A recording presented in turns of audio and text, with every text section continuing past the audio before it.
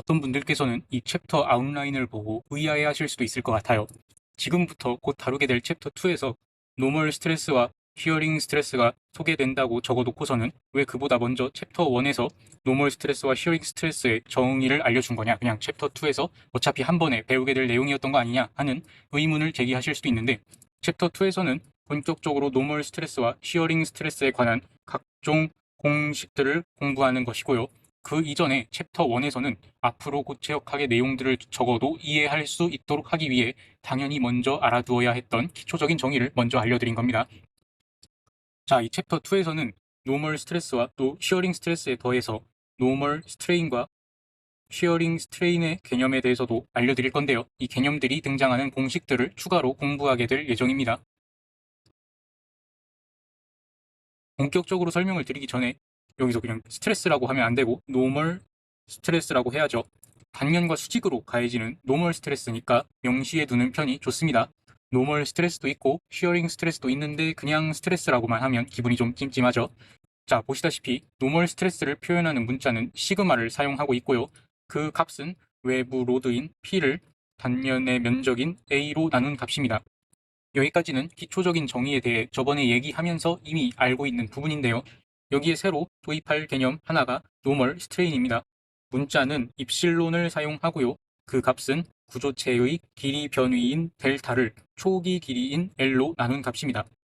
분모와 분자의 디멘션이 모두 길이에 해당하므로 노멀 스트레인 입실론의 단위는 없게 되겠네요. 한마디로 단위가 없는 그냥 비율입니다. 당연히 퍼센트 같은 거 사용해서 나타낼 수 있고요. 이 노멀 스트레인 값의 의미를 쉽게 설명해서 구조체의 원래 초기 길이 L 대비해서 몇 퍼센트만큼 길이가 증가했냐 혹은 몇 퍼센트만큼 길이가 감소했냐를 나타내는 값이 되겠습니다. 이때에도 텐사일한 방향, 즉 인장시키는 방향이 양수, 컴프레시브한 방향, 즉 압축시키는 방향이 음수입니다. 그리고 먼저 예고 드렸던 대로 노멀 스트레인이 등장하는 공식을 배워야 하는데요. 노멀 스트레스, 시그마와 노멀 스트레인, 입실론 간의 관계를 정의한 관계식입니다. 보시면 위에 훅스 로우라고 적혀 있는 걸 확인하실 수 있죠. 용수철의 움직임을 공부할 때 익히 활용했던 F는 -KX 공식, 같은 접근법을 가진 공식입니다. 훅의 법칙이 용수철에서 변위의 크기와 힘의 크기가 서로 정비례한다고 했던 것과 동일하게 물체에 가해지는 스트레스의 크기와 발생한 스트레인의 크기 역시 서로 정비례한다는 공식이에요. 그리고 여느 정비례 관계식이 그러하듯 비례상수가 존재하는데 이 식에서는 E를 사용하고 있고요. 얘의 이름은 영스 모듈러스 아니면 모듈러스 오브 일레스티시티라고 부릅니다.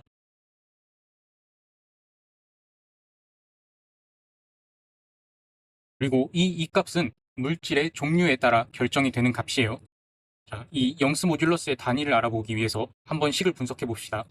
시그마의 단위는 압력의 단위인 파스칼이고 입실론의 단위는 그저 비율이기 때문에 단위가 없으므로 결과적으로 영스 모듈러스의 단위는 파스칼 압력의 단위가 됩니다. 근데 여기 오른쪽에 있는 공식은 전혀 외울 가치가 없죠. 그냥 기존에 알고 있던 시그마는 P 오버 A라는 공식, 입실론은 델타 오버 L이라는 공식, 그리고 이 시그마와 입실론 간의 관계를 정의하는 시그마는 E 곱하기 입실론이라는 공식을 활용해서 우리가 원하는 형태로 아주 간단하고 기초적인 변형을 했을 뿐이에요. 이로부터 입실론은 시그마 오버 E라는 식을 얻을 수 있고, 이때 시그마가 P 오버 A였으므로 P 오버 AE라는 식으로 식을 써주면 결국 이게 이것과 같은 공식이 되죠. 절대 외울 필요는 없다고 생각합니다. 노멀 스트레인과 노멀 스트레스가 형성되는 상황을 아까 말씀드렸듯이 용수철에 빗대어서 해석해 볼 수 있는데요. 첫 번째 경우에서는 가해지는 힘의 크기는 P, 면적은 A이고 초기 길이는 L에 해당합니다. 이를 스프링에 빗대어 설명하면 스프링 한 개를 F의 힘만큼 잡아당기는 상황이겠네요. 스프링 상수의 크기는 K0가 되겠습니다. 그리고 이때의 스프링 끝단의 변이가 델타라고 나와 있으니까 식을 적어보면 F의 크기는 K0와 델타의 합이라고 적을 수 있고, 이전에 공부했던 시그마는 E 곱하기 입실론이라는 공식에 따라 이거에 대해서도 적어보면 P 오버 A는 E 곱하기 델타 오버 L이라는 식으로 적을 수 있습니다. 앞으로 두 번째 경우와 세 번째 경우에 대해서도 식을 써가면서 지금 작성한 식과 일맥상통하는지를 확인해 보도록 할게요. 두 번째 경우에서는 가해지는 힘의 크기가 EP, 면적이 EA가 되었고 초기 길이는 여전히 L에 해당합니다. 얘는 병렬 연결되어 있는 스프링 두 개를 기존보다 2배의 힘으로 잡아당기는 상황으로 볼 수 있습니다. 각 스프링의 스프링 상수가 K0라고 할 때 병렬로 연결되어 있는 스프링의 모든 스프링 상수는 2개를 더한 2K0가 될 수 있겠네요. 따라서 식을 작성해 보면 스프링 끝단의 변이는 동일하게 델타가 된다는 것을 확인할 수 있습니다. EF의 크기는 2K0 곱하기 델타와 같으니까요. 이것도 마찬가지로 시그마는 2 곱하기 입실론에 따라서도 공식을 작성해 보면 EP 오버 EA의 값이 2 곱하기 델타 오버 L과 같다는 결과를 얻을 수 있습니다. 첫 번째와 두 번째 모두 각 식이 서로 일맥상통하는 모습을 확인할 수 있죠. 세 번째 경우는 가해지는 힘의 크기는 원래대로 P, 면적도 A인데 초기의 길이가 EL이 되었습니다. 얘는 직렬 연결되어 있는 스프링 두 개를 잡아당기는 상황으로 볼 수 있습니다.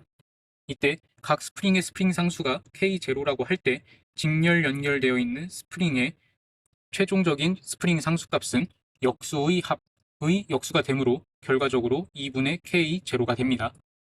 얘도 계산을 해보면 변이가 델타가 아니라 2델타가 된다는 것을 명확하게 볼 수 있는데요. F의 크기는 2분의 K0 곱하기 2델타가 되어야 합니다. 그 다음에 마지막으로 시그마는 2 곱하기 입실론이라는 공식에 대해서도 마지막으로 정리를 해보면 P 오버 A의 값이 2 곱하기 2델타 오버 EL이 되어야 합니다. 첫 번째, 두 번째, 세 번째 모두 식에 문제가 없이 서로 일맥상통하는 모습을 확인할 수 있습니다. 시그마는 2 곱하기 입실론 공식에 대한 설명과 이해는 이 정도까지만 하고 이제 다음 내용으로 넘어가 보도록 하겠습니다. 이렇게 어떠한 시편을 분석할 때 스트레스 스트레인 다이어그램, 이러한 그래프를 그리는 것을 접하게 될 수도 있습니다. 이때 세로축을 스트레스, 가로축을 스트레인으로 두고 그래프를 그려나갑니다. 아까 공부한 공식은 시그마는 2 곱하기 입실론이었죠. 그런데 보면 방금 전까지의 내용과는 완전히 상반되는 것이 그래프가 전혀 1차 함수의 형태가 아니라는 것이죠. 분명히 훅스로를 기반으로 해서 스트레스와 스트레인은 정비례 관계라고 했는데 말이죠. 이때 시그마는 2 곱하기 입실론이라는 공식은 그래프에서 소위 일레스틱하다고 하는 범위 내에서만 사용됩니다. 일레스틱하다는 것은 한국말로 신축성이 있다는 뜻이죠. 변형이 이루어져도 원래 다시 상태로 돌아올 수 있는 범위를 얘기하고 이 범위 내에서는 아까 설명했던 대로 외부에서 가해지는 힘에 대해 스프링과 비슷하게 반응을 합니다. 그래서 시그마는 2 곱하기 입실론이라는 공식에서 2가 영스 모듈러스라는 이름 외에 모듈러스 오브 일레스티시티 라는 이름도 가지고 있었던 것이 이제 조금 더 잘 이해가 될 수 있겠네요. 여기서 점 A부터 점 B까지는 일레스틱한 양상을 보이는 부분이고 그 그래프의 형태는 거의 1차 함수와 같다고 해도 괜찮습니다. 다시 말해 일레스틱한 부분에서의 시그마 입실론 함수의 기울기가 영스 모듈러스 이 값이 된다는 것이죠. 이 범위 내에서는 변형을 하더라도 가해지는 힘을 다시 빼버리면 초기 상태로 알아서 복구가 됩니다. 하지만 이 일레스틱 리밋이라고 부르는 점 B를 넘어서서까지 변형이 이루어지면 이제부터는 플라스틱해집니다. 플라스틱하다는 것은 한국말로 가소성이 있다는 뜻이고 다시 가소성이라 함은 형태를 바꾼 힘을 없애도 본디 모양으로 돌아가지 않는다는 의미입니다. 과도하게 늘어나버린 고무줄이나 스프링처럼 초기 상태로 돌아갈 수 있는 능력을 어느 정도 잃어버리게 되는 거죠. 위 예시에서처럼 점 B를 넘어서 점 C까지 변형이 이루어져 버리면 외부의 스트레스가 제거되어서 0이 되어도 점 A로 돌아가는 것이 아니라 점 B로 돌아가는 겁니다. 그러면 결국 A에서 D만큼 영구적으로 다시 되돌릴 수 없는 변형이 이루어진 것이나 마찬가지죠. 넘어가기 전에 하나 더 짚어두고 싶은 부분이 있는데요. 왜 스트레스 스트레인 다이어그램을 그릴 때 세로축이 스트레스이고 가로축이 스트레인이어야 하는 것인지에 대해 생각해보면 좋을 것 같습니다. 그 이유는 위에서 볼 수 있다시피 동일한 스트레스 값을 두 곳 이상에서 가질 수도 있기 때문에 세로축과 가로축이 시그마와 입실론으로 정해진 겁니다. 한 정의역 내의 인풋 값에 대해 둘 이상의 아웃풋 값이 대응돼 버린다면 그건 함수라고 부를 수 없게 되잖아요. 조금씩 스트레인을 늘려나감에 따라 스트레스가 계속 증가만 하거나 계속 감소만 하지 않고 이렇게 다이나믹하게 움직이기 때문에 스트레스를 치역으로 두는 것이 합리적이겠습니다. 어쨌든 세로축이 스트레스, 가로축이 스트레인이어야 한다는 이 관점을 기억해 두면 나중에 혹여 입실론은 2 곱하기 시그마였는지 아니면 시그마는 2 곱하기 입실론이었는지 공식이 헷갈리지 않도록 하는 데 도움이 될 수 있겠죠. 정답은 당연히 후자가 맞는 것이고요. 그리고 이거는 훅스로 방금 공부한 공식을 갖고 조금 놀아보는 건데요. 여기 나와 있는 공식은 전혀 외울 가치가 없다고 생각합니다. 시험장에서 어느 정도 공식을 적어갈 수 있는 치팅 시트를 허용해 주었음에도 불구하고 저는 굳이 이런 거는 적어가지도 않았고 필요할 때는 시험장에서 직접 유도해서 풀이를 했습니다. 핵심적인 공식 3개만을 알아두면 공식을 변형해야 하는 상황에서는 그 자리에서 직접 변형하는 게 편하더라고요. 공식 자체가 그렇게 어려운 편이 아니다 보니. 지금까지 공부한 핵심적인 3가지 공식은 첫 번째로 시그마를 어떻게 계산하는지, P 오버 A를 통해 계산할 수 있죠. 두 번째, 입실론을 어떻게 계산하는지 델타 오버 L로 계산할 수 있죠. 세 번째로 이 시그마와 입실론의 관계식이 어떻게 되는지 방금 얘기한 시그마는 2 곱하기 입실론이라는 관계식이 있죠. 이 공식을 활용하면 됩니다. 여기서는 보면 델타를 PLA 그리고 1에 대한 식으로 나타내는 것을 목표로 하고 있는데요. 3번 공식에다가 각 식을 대입해버리면 그냥 자연스럽게 이 공식을 유도할 수 있습니다. P 오버 A는 2 곱하기 델타 오버 L이라는 식 형태가 갖고 있는데 필요한 부분만 반대쪽 변으로 넘겨주면 바로 완성이 되죠. 델타는 P 오버 A 곱하기 L 오버 E라는 식이 나오고 이것이 결국 이것입니다. 굳이 외우거나 이럴 필요가 없이 우리가 필요한 것에 따라서 식을 변형해주고 표현만 해주면 간단하게 사용할 수 있습니다. 이제 압축하고 인장하는 상황에서 일어나는 변형을 푸아송 효과라는 것까지 반영을 시켜서 조금 더 현실과 비슷하게 계산해 보도록 하겠습니다. 그림에서 직관적으로 잘 드러나 있듯이 어떤 물체를 한 방향으로 잡아당기면 나머지 방향으로는 쪼그라들려고 하고 한 방향으로 반대로 누르게 되면 나머지 방향에서는 늘어나려고 하는 양상을 보여주고 있습니다. 우리가 다루고 있는 3차원 공간에서는 이와 같이 한 방향으로 노멀 스트레스가 가해졌을 때 당연히 힘이 가해지고 있는 방향으로 뿐만 아니라 이와 수직인 나머진 두 방향으로의 노멀 스트레인도 생기게 됩니다. 그래서 어떤 방향으로 스트레인이 생길 때 그 옆 방향으로는 어느 정도의 간접적인 스트레인이 생기냐를 나타내주는 비율이 푸아송스 레티오입니다. 문자는 누를 활용해서 표현을 해요. 다행히 걱정했던 것보다는 식의 형태가 훨씬 단순하죠. 예를 들어 직접적으로 힘을 가해서 잡아당긴 방향으로 스트레인이 10%가 생겼는데 나머지 옆 방향으로는 푸아송 효과로 인해서 어느 만큼의 스트레인이 생길 것이냐 라고 묻게 된다면 그냥 주어진 누 값을 10%에 곱해주면 됩니다. 그러면 누 곱하기 10%만큼의 추가적인 스트레인이 다른 방향으로 발생해 버렸다는 뜻이 됩니다. 여러 방향에서 힘이 동시에 작용하는 복잡한 상황이더라도 그냥 하나하나 똑같이 계산해서 모두 더해주면 됩니다. 슈퍼포지션이 가능합니다. 이때 공식에 마이너스 부호가 포함되는 것은 누 값을 양수로 만들기 위해 그렇습니다.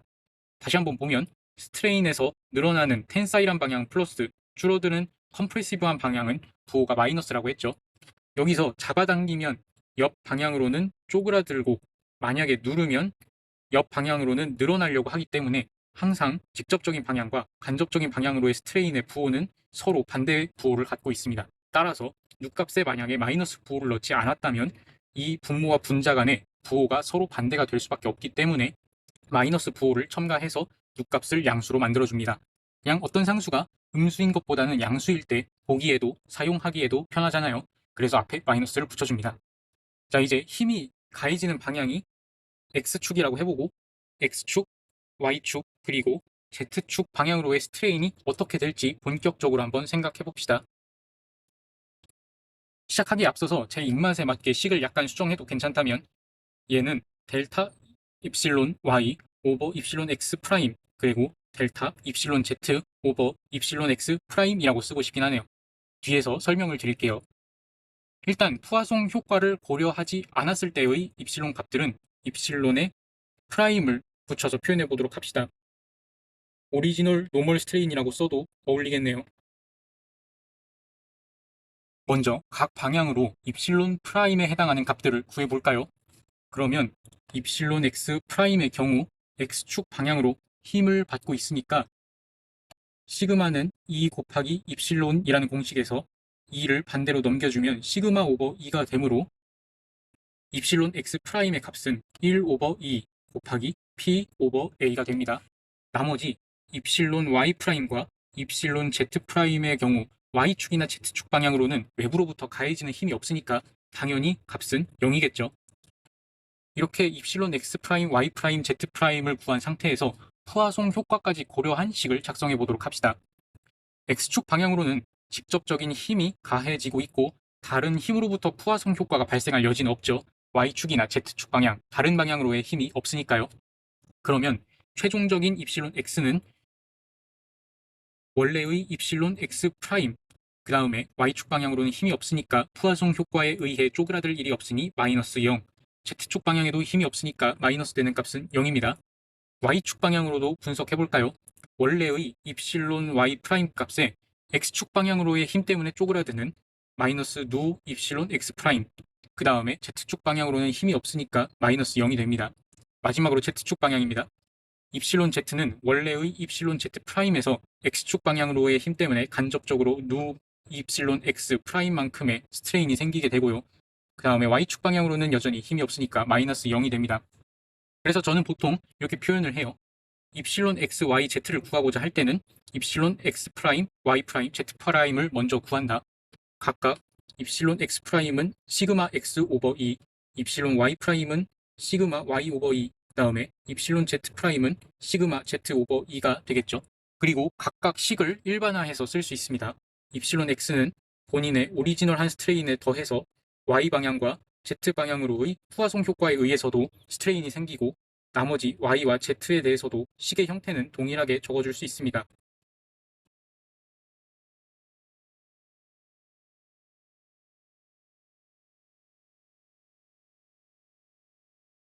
식의 형태가 굉장히 직관적이죠. 본인 방향으로의 직접적인 스트레인에서 나머지 두 방향으로의 스트레스로 인해 간접적으로 생긴 스트레인을 빼주는 거죠. 여러분이 어떤 문제를 만났는데 그 문제에서 푸아송 레티오에 관한 아무런 언급이 없다면 기존과 같이 기초적인 정도에서 계산해 주시면 되는 거고요. 만약 푸아송 레티오 아니면 푸아송 이펙트 관련해서 설명이 존재하거나 이런 누값이 주어지거나 할 때에는 이렇게 푸아송 효과까지 고려해서 계산하시면 되겠습니다. 그냥 식을 한번 활용해보는 시간을 아주 짧게 가져보려고 합니다. 이해에 도움이 될 수 있어요. 외부로부터 시그마 X, 시그마 Y, 그리고 시그마 Z의 노멀 스트레스가 가해지는 상황에서 정육면체의 부피가 원래에 비해 어떻게 변화하는지를 구해보는 활동을 해볼게요. 일단 처음 세 모서리의 단위 길이는 모두 1이었고 외부로부터의 노멀 스트레스가 가해진 이후에는 세 모서리의 단위 길이가 1 더하기 입실론 X, 1 더하기 입실론 Y, 그리고 1 더하기 입실론 Z가 되었습니다. 나중 단위 부피에서 처음 단위 부피를 빼보는 식을 작성해볼까요? 나중 단위 부피를 먼저 구해보도록 할게요. 1 더하기 입실론 X, 1 더하기 입실론 Y, 그리고 1 더하기 입실론 Z의 곱이 될 텐데 전개를 해보도록 하겠습니다.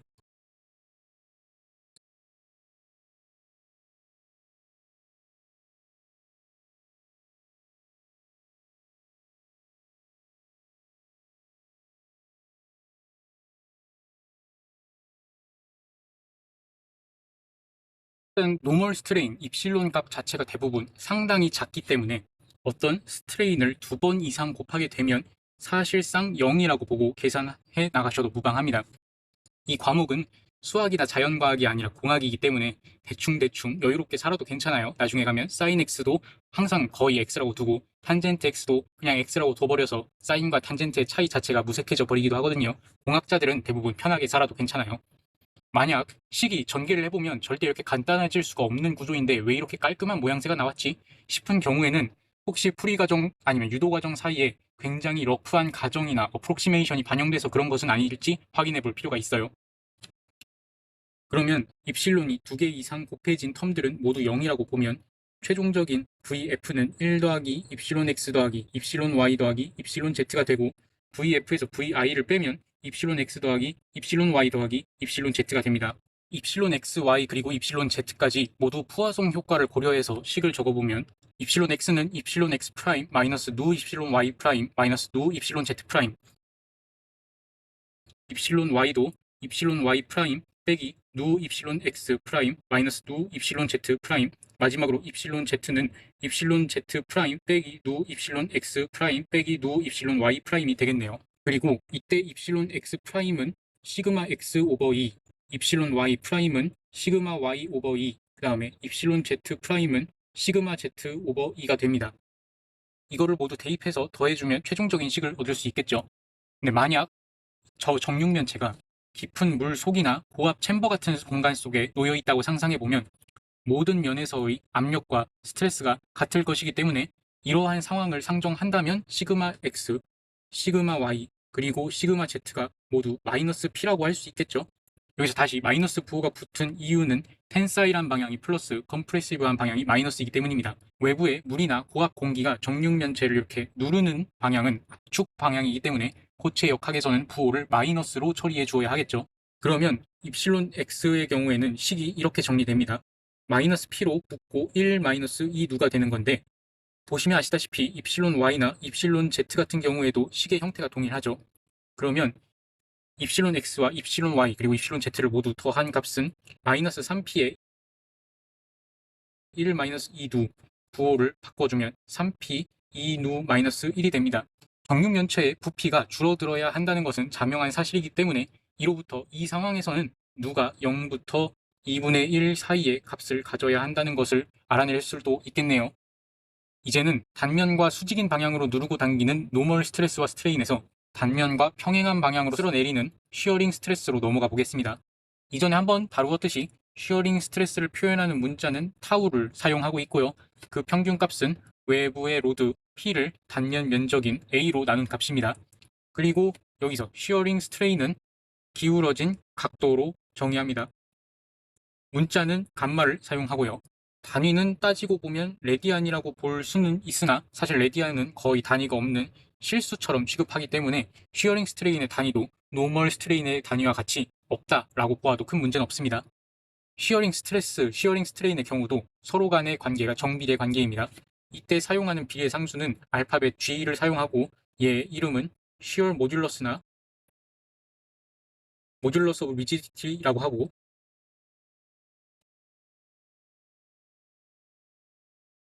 이 G값 역시 물질의 종류에 따라 결정이 됩니다. 이때 단위를 알아보면 타우의 단위는 압력의 단위인 파스칼과 같고 감마의 단위는 라디안이긴 하지만 그냥 없다고 볼 수 있으므로 쉬어 모듈러스 G의 단위는 파스칼이 됩니다. 이 경우에도 아까 얘기했던 스트레스 스트레인 다이아그램을 그릴 때 세로축에 스트레스, 가로축에 스트레인이 그려져야 한다는 것도 이해할 수 있겠죠. 이에 따라 공식이 감마는 G 타우가 아니라 타우가 G 감마라는 형태여야 한다는 것도 쉽게 기억할 수 있을 겁니다. 쉬어링 스트레스와 쉬어링 스트레인은 이것 외에 더 깊이 설명해야 할 내용은 딱히 없습니다. 이 정도까지만 설명해도 문제는 없을 것 같아요. 마지막으로는 부가적인 내용을 하나 소개시켜 드리려고 하는데요. 단면의 형태가 단일하지 않고 어느 지점에서 중간에 구멍이 뚫려 있다면 스트레스 분포가 과연 어떻게 될 것인지에 대한 이야기입니다. 원래라면 그냥 외부 로드의 크기 P를 단면의 면적 A로 나눈 크기의 스트레스를 거의 균일하게 감당했겠지만 이렇게 길목이 얇아져 버린 부분에서 본래의 시그마 에버리지보다 값이 더 커진 시그마 맥스만큼의 노멀 스트레스가 형성되어 있죠. 만약 이 시그마 맥스의 값을 구하고자 한다면 오른쪽의 그래프를 활용해야 합니다. 시그마 맥스는 K 곱하기 시그마 에버리지인데 시그마 에버리지는 본래 방식대로 P 오버 A로 계산해주면 되는 것이고요. K의 경우에는 그래프를 보고 현재 상황에 대응되는 K 값을 그래프로부터 찾아주시면 되겠습니다. 뭐 예를 들어 이러한 값, 그 다음에 선이 가지고 있는 값 찾은 뒤에 그래프에서 어떤 K 값에 대응되는지를 찾아 올라가 보면 어떠한 값을 얻을 수 있죠. 별로 중요한 내용은 아니에요. 이번 경우는 구멍이 뚫린 형태 대신 필렛 형태네요. 동일하게 필렛 형태일 때 K 값이 그려져 있는 그래프에서 요구하는 정보들을 확보한 뒤에 이에 따라 대응되는 K 값을 추적해서 얻어주시면 됩니다. 아까 말씀드렸듯이 별로 중요한 내용은 아니에요. 지금까지 등장한 공식들을 한번 쭉 정리해보고 마무리하도록 하겠습니다. 우선 노멀 스트레스와 노멀 스트레인 이 둘 간의 관계식까지 같이 등장했죠. 먼저 시그마는 P 오버 A를 통해서 계산할 수 있었고 입실론은 델타 오버 L을 통해서 계산할 수 있었습니다. 그리고 이 둘 간의 관계식은 시그마는 2 곱하기 입실론이라는 관계식을 가지고 있었고 쉬어링 스트레스와 쉬어링 스트레인의 경우는 쉬어링 스트레스의 평균값은 P 오버 A를 통해 계산할 수 있었고 쉬어링 스트레인은 그냥 기울어진 앵글을 구하면 됐었죠. 그리고 이 둘 간의 관계식은 타우는 G 곱하기 감마의 꼴을 하고 있었습니다.